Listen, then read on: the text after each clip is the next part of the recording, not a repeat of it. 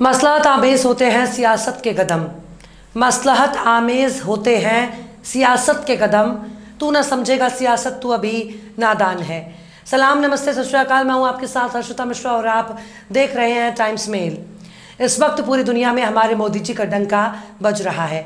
इस वक्त पूरी दुनिया में हमारे मोदी जी की चर्चा हो रही है। इस वक्त पूरी दुनिया में मोदी मोदी के नारे लग रहे हैं। हमारे मोदी जी जहां खड़े हो जाते हैं वहां जंग खत्म हो जाती है।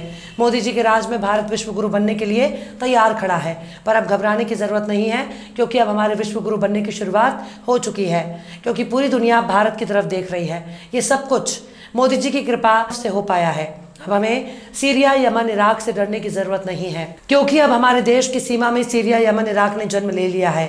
कल तक हमारे मोदी जी अफगानिस्तान से भारतीय नागरिकों को निकालने में जुट जाते थे। कल तक हमारे मोदी जी यूक्रेन से भारतीयों को निकालने के लिए ऑपरेशन चला रहे थे, पर अब भारत में स्पेशल ऑपरेशन चलाया जा रहा है। भारत के नागरिकों को एक राज्य से निकालकर दूसरे राज्यों में पहुंचाया जा रहा है। पर अब विदेशों में जहाज़ भेजने की ज़रूरत नहीं है, क्योंकि अब सीरिया, यमन, इराक भारत का हिस्सा हो चुका है। अब ज़माना बदल चुका है। अब हमारे मोदी जी को सीरिया, यमन, अफगानिस्तान और यूक्रेन जाने की ज़रूरत नहीं है। अब हमारे मोदी जी को अफगानिस्तान जाने की ज़रूरत नहीं है, क्योंकि अब हमारे मोदी जी ने हमारे सबसे खूबसूरत सूबे को ही यमन बना दिया, सीरिया और इराक बनाया। बीजेपी के डबल इंजन की सरकार ने मणिपुर को यूक्रेन बना दिया। अब मणिपुर से ही भारतीय नागरिकों को निकालने के लिए तरह तरह के ऑपरेशन चलाए जा रहे हैं। मणिपुर से अलग अलग राज्यों की सरकारें अपने अपने नागरिकों को निकालने के लिए एड़ी चोटी का जोर लगा रही हैं। इस खबर को सुनने के बाद ऐसा लग रहा है कि मानो हम यमन, सीरिया, इराक, अफगानिस्तान और यूक्रेन से भारतीय नागरिकों को निकालने की कोशिश कर रहे हैं।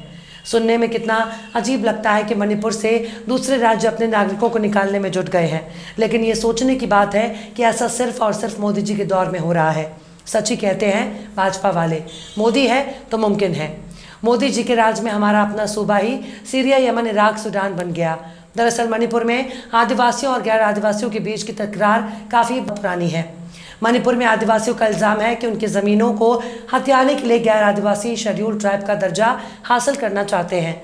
मणिपुर में विशेष कानून लागू है, जिसके तहत गैर आदिवासी पहाड़ी इलाकों में नहीं रह सकते। पर वहाँ के हालात तब खराब हो गए जब मणिपुर हाईकोर्ट ने गैर आदिवासी मैतेई समुदाय को अनुसूचित जनजाति की कैटेगरी में शामिल करने के लिए राज्य सरकार से गौर करने को कहा, जिसके बाद आदिवासी, नागा और कुकी इसका विरोध करने लगे। मणिपुर में हालात हिंसक हो चुके हैं। मीडिया रिपोर्ट के मुताबिक मणिपुर में 60 लोगों की मौत हो चुकी है। हिंसा प्रभावित इलाकों में सेना लगाई गई है। पैरामिलिट्री फोर्स ने मोर्चा संभाला है। रैपिड एक्शन फोर्स भी लगाई गई है। दूसरे राज्यों की सरकारें अपने नागरिकों को मणिपुर से निकालने में लगी हुई हैं, पर सरकार इस वक्त चुनाव में व्यस्त है। हमारे मोदी जी कर्नाटक के चुनाव में मस्त हैं। अमित शाह कर्नाटक चुनाव में गुम हैं। पूरी की पूरी भाजपा की सरकारें कर्नाटक में चुनाव का लुत्फ उठा रही हैं। उसके पास वक्त नहीं है कि वो मणिपुर में जारी हिंसा पर बात कर सके। उसके पास वक्त नहीं है कि मणिपुर का दौरा कर सके, क्योंकि हमारे नेता सिर्फ चुनाव में व्यस्त हैं। चुनाव के लिए हमारे नेता कुछ भी कर सकते हैं। अगर अभी मणिपुर में चुनाव का ऐलान हो जाए तो सारे नेता मणिपुर में पहुंच जाएंगे। पर हमारे देश के लिए सबसे शर्मनाक बात है कि अब हमारे देश के दूसरे राज्य मणिपुर से अपने नागरिकों को निकालने के लिए ऑपरेशन चला रहे हैं, और हमारे देश के विश्व गुरु बनने के लिए सबसे बड़ी मुसीबत साबित होने वाली है। क्योंकि विश्व गुरु हम कैसे बनेंगे जब हम अपने ही देश में अलग अलग सीमाओं पर अपने लोगों से लड़ रहे हैं? तो आखिर हम विश्व गुरु कैसे बनेंगे? हमारा अपना सूबा मोदी जी की कृपा से विदेश बन चुका है। हमारा अपना सूबा सीरिया, यमन, अफगानिस्तान, इराक बन चुका है। हमारा अपना सूबा यूक्रेन बन चुका है। आखिर कैसे मोदी जी के राज में भारत का हो रहा है बंटाधार? आखिर कैसे डबल इंजन की सरकार में मणिपुर हो रहा है बर्बाद? आखिर कैसे मोदी जी के राज में भारत में बन गया सीरिया, यमन, इराक? बताएंगे आपको और भी बहुत कुछ, लेकिन आप अगर हमारे चैनल पर नए हैं और पहली बार हमारी वीडियो को देख रहे हैं तो आप हमारे चैनल टाइम्स मेल को सब्सक्राइब कर लें, वीडियो को लाइक कर दें और बेल आइकन का नोटिफिकेशन बटन भी प्रेस कर दें, ताकि बिना देरी हमारी हर खबर आपको मिलती रहे। लौटते हैं आप खबर की तरफ। मणिपुर में हिंसा के बाद दूसरे राज्य के लोगों को वहां से निकालने की पुरजोर कोशिश हो रही है। इस मामले में भाजपा के राज्य सबसे आगे नजर आ रहे हैं। मतलब भाजपाई राज्य ही भाजपा के डबल इंजन सरकार पर भरोसा नहीं कर सकते। उत्तर प्रदेश, महाराष्ट्र, आंध्र प्रदेश, राजस्थान, तेलंगाना, हिमाचल प्रदेश और हरियाणा की सरकारें अपने नागरिकों को सुरक्षित बाहर निकालने में जुट गई हैं। इनमें से कई राज्यों की सरकारें नागरिकों को स्पेशल फ्लाइट का इंतजाम कर रही हैं। द टाइम्स ऑफ इंडिया की रिपोर्ट के मुताबिक महाराष्ट्र और आंध्र प्रदेश की सरकार ने मणिपुर से अपने नागरिकों को सुरक्षित बाहर निकालने के लिए स्पेशल फ्लाइट की व्यवस्था की है। वहीं राजस्थान की सरकार ने अपने तकरीबन 125 नागरिकों को निकालने के लिए बेचैन है, जिसमें सबसे ज़्यादा छात्र हैं। राजस्थान सरकार ने इसके लिए इंडिगो एयरलाइंस से जहाज़ का इंतजाम कर रही है। पूर्वोत्तर राज्य असम, मेघालय और त्रिपुरा पहले से ही अपने नागरिकों को निकालने में जुटे हुए हैं। रिपोर्ट के मुताबिक रविवार तक मणिपुर में पढ़ाई कर रहे दूसरे राज्यों के 240 छात्र को अपने अपने घर पहुंच गए हैं, जबकि कई छात्र अभी भी कैंपस में फंसे हुए हैं। हिंसा के बाद अचानक बड़ी यात्राओं की संख्या की वजह से अगले कुछ दिनों तक विमानों की बुकिंग भी फुल है। कुछ में सीटें खाली भी हैं तो किराया आसमान छू रहा है। इम्फाल और कोलकाता रूट पर 22,000 से 30,000 रुपये तक किराया वसूला जा रहा है। महाराष्ट्र के तकरीबन 2 दर्जन छात्र मणिपुर में फंसे हुए हैं। इन छात्रों को पहले असम लाया जाएगा, फिर वहां से ये अपने होम स्टेट पहुंचेंगे। हिंसाग्रस्त इलाके में फंसे कुछ छात्रों ने अपनी परेशानियों को बयां भी किया। इसमें कुछ छात्र उत्तर प्रदेश के भी थे।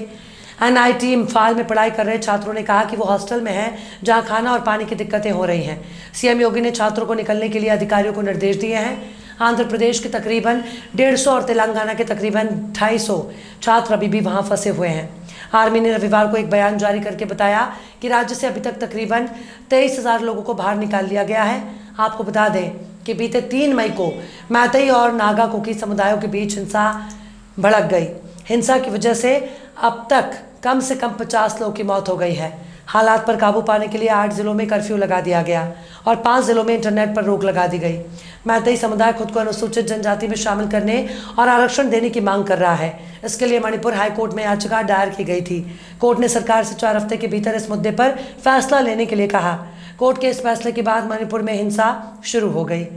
हर राज्य अपने नागरिकों को मणिपुर से निकालना चाहता है। अपने नागरिकों को निकालने के लिए अगर सीरिया, यमन, इराक, अफगानिस्तान में जहाज भेजा गया होता तब बात कुछ हजम होती, लेकिन अब हर राज्य अपने नागरिकों को निकालने के लिए जहाज भेज रहा है। पर अफसोस हमारे नेता चुनाव में व्यस्त है, रोड में मस्त है, वोट मांगने में परेशान है, चुनाव जीतने के लिए पुरजोर कोशिश कर रहे हैं। पर मणिपुर का क्या होगा, वहाँ के हालात कब शांत होंगे, इसकी गारंटी लेने वाला कोई नहीं है। बहरहाल चलते चलते आखिर में नादिम नदीम ने भी क्या खूब फरमाया है, इनसे उम्मीद न रखें ये सियासत वाले, इनसे उम्मीद न रखें ये सियासत वाले, ये किसी से भी मोहब्बत नहीं करने वाले। फिलहाल इस वीडियो में बस इतना ही। ये वीडियो आपको कैसा लगा कमेंट बॉक्स में ज़रूर बताइएगा। वीडियो पसंद आए तो लाइक करें।